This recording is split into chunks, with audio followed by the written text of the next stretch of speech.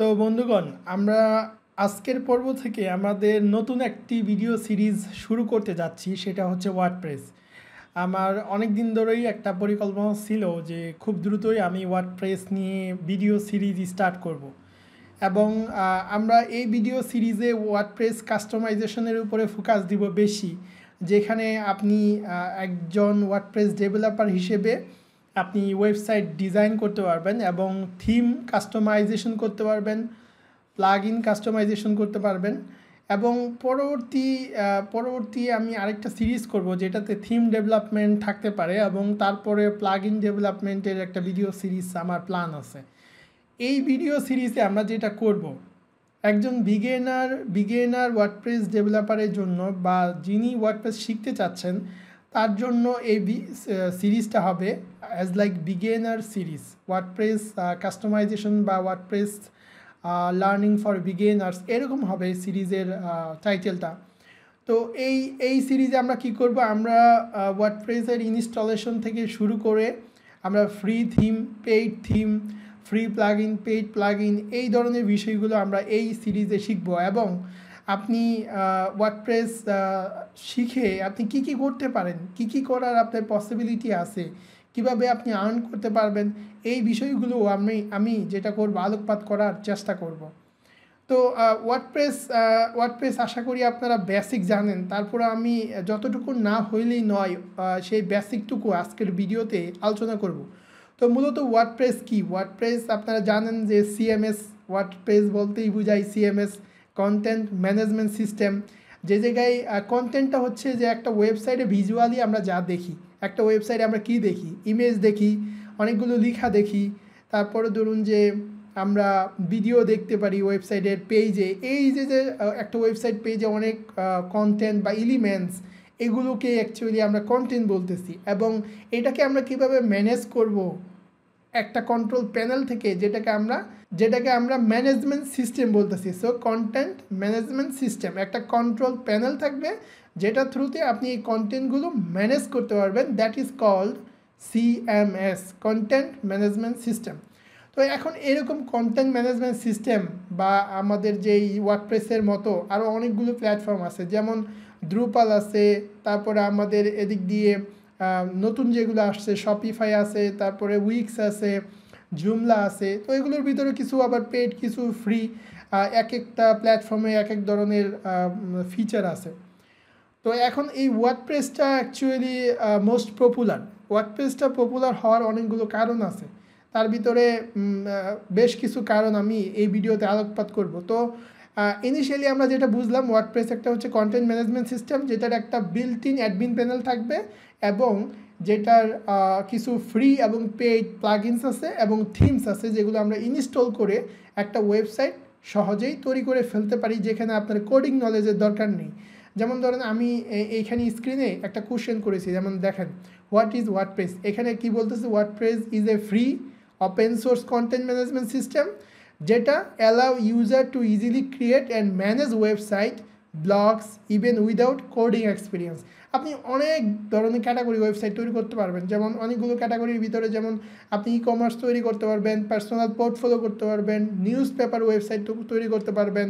অর্থাৎ আপনার যেই ক্যাটাগরি, যতগুলো ক্যাটাগরি আছে ওয়েবসাইট ইন্ডাস্ট্রিতে, আপনি মোর অললেস সবগুলোই আপনি ওয়ার্ডপ্রেসে বিল্ট ইন থিম পাবেন। আপনি সেই থিমটাকে কাস্টমাইজেশন করে ওয়ার্ডপ্রেস দিয়ে ওয়েবসাইটটা তৈরি করতে পারবেন। এখানে দেখুন, এটা কিন্তু পিএইচপি প্রোগ্রামিং ল্যাঙ্গুয়েজ দিয়ে এবং ডেটাবেস মাইসিকিউএল বা মাইএসকিউএল ইউজ করা হয়েছে এখানে, বা ওয়ার্ডপ্রেস ইউজ করে যেটা।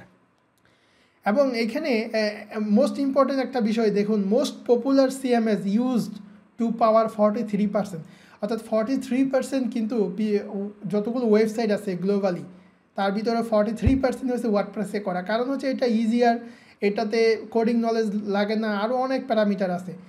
তো ধরুন আমরা যদি নেক্সটে যাই, এই যে নেক্সটে আমি কিছু কোশ্চেন এখানে লিখে রেখেছি, যেমন ধরুন যে হোয়াট ইজ ওয়ার্ডপ্রেস, আমরা অলরেডি বলেছি ওয়ার্ডপ্রেস একটা কন্টেন্ট ম্যানেজমেন্ট সিস্টেম। এরপরে why it's the most popular CMS, এটা মোস্ট পপুলার হওয়ার অন্যতম কারণ হচ্ছে এটাতে বিল্ট ইন প্রচুর প্লাগইনস আছে। এই যে আমরা যদি এখানে যাই, ধরুন যে wordpress.org, এখান থেকে আমরা ওয়ার্ডপ্রেসটা ডাউনলোড করতে পারবো, ওপেন সোর্সের যেই অ্যাডমিন প্যানেলটা আছে বা যেটা নিয়ে আমরা শুরু করব সেই কোডটা ডাউনলোড করতে পারবো এখান থেকে। এবং এই যে প্লাগইনস wordpress.org দেন প্লাগইনস, এখানে কিন্তু আপনি এই যে দেখুন তারা কি বলেছে, তারা বলেছে 59K ফ্রি প্লাগইনস।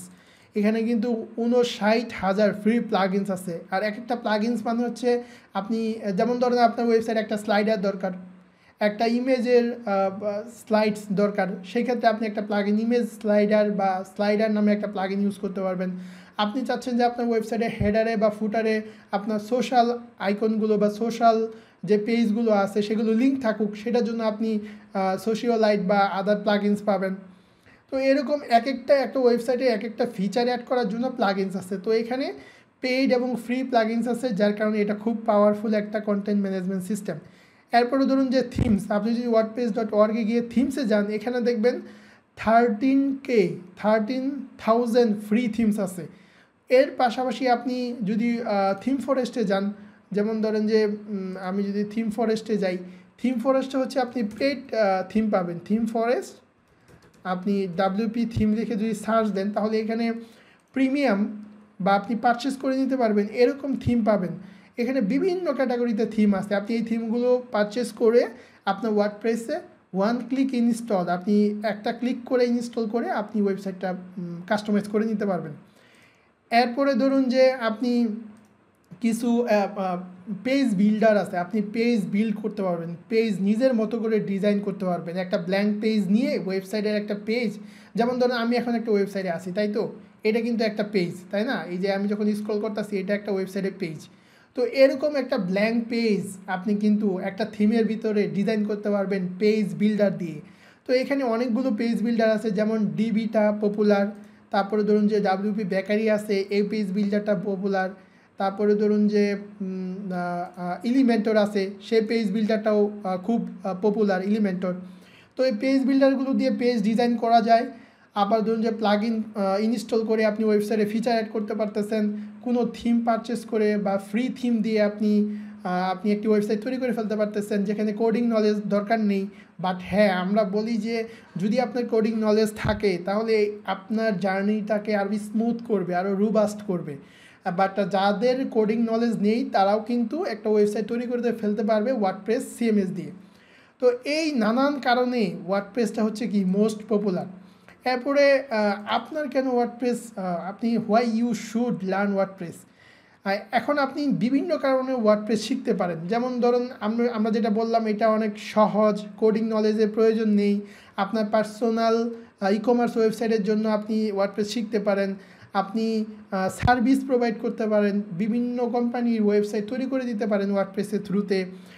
এবং বিভিন্ন মার্কেট প্লেসে আপনি কাজ করতে পারেন, সেখান থেকে সার্ভিস সেল করতে পারেন, সেটাতে আমরা আসবো। তো এই নানান কারণে আপনি ওয়ার্ডপ্রেস শিখতে পারেন। এবং এটা আদার্স যেই আপনি যদি কোডিং করে ওয়েবসাইট ডিজাইন এবং ডেভেলপ করতে যান, সেক্ষেত্রে আপনার প্রোগ্রামিং ল্যাঙ্গুয়েজ শিখতে হবে, বাট এইখানে আপনাকে কোনো প্রোগ্রামিং ল্যাঙ্গুয়েজ শিখতে হচ্ছে না।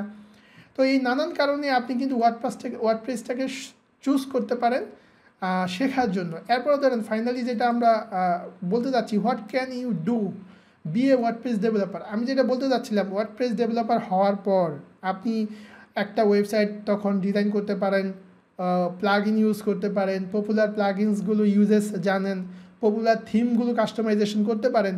তখন কিন্তু আপনি যেহেতু গ্লোবাল 43% আপনার ওয়েবসাইট ওয়ার্ডপ্রেস CMS দিয়ে ডিজাইন হচ্ছে বা ডেভেলপ হচ্ছে, সো আপনি গ্লোবালি প্রচুর কাজ পাওয়ার আপনার সম্ভাবনা আছে। আপনি freelancer.com, fiverr.com বা upwork.com-এ প্রচুর কাজ পাবেন, যেখানে আপনি আপনার এই ওয়ার্ডপ্রেসের সার্ভিস সেল করতে পারবেন। যেমন আপনি যদি fiverr.com-এ যান, fiverr.com-এ দেখবেন যে প্রচুর মানুষ শুধু ওয়ার্ডপ্রেসে, এই যে আমি যদি এখানে যাই ওয়ার্ডপ্রেস